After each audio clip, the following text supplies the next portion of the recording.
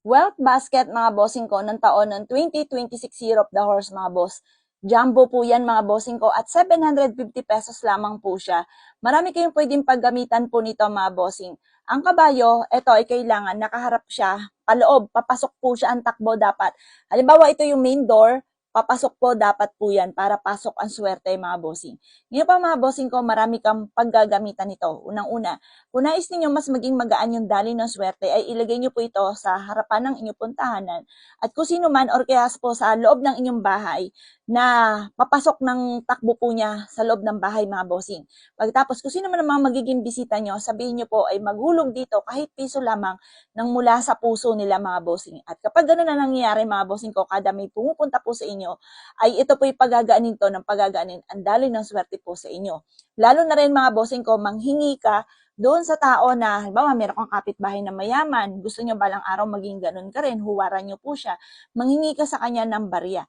Pero titignan nyo yung aura ng muka. Kapag parang galit, ayaw, huwag nyo pipilitin dahil may alat din na dulot po yun. Mailap din ang swerte. Pero mga bossing, mula sa akin mga bossing ko, kapag sa amin kayo nag-avail po nito, sa isang ziplock, pinagsama ko na ang bigas at asin.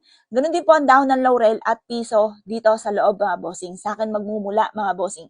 Ngayon, dagdagan nyo na lamang po.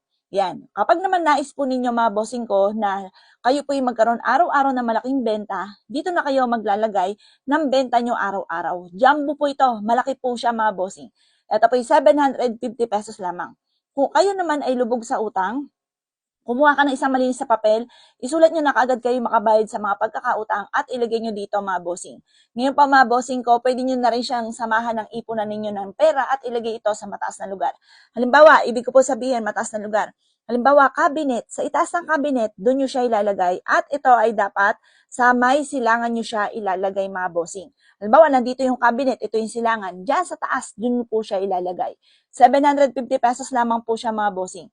Unais nyo po na mag-avail po sa amin mga boss dahil lahat ng aming mga pampaswerte, ayan po ay pinauusukan ko tuwing umaga. Nire-ritualan ko mga bossing at pinapahiram po ito ng langis para mas lumevel up ang swerte po ninyo. Avail nyo na po ito mga bossing.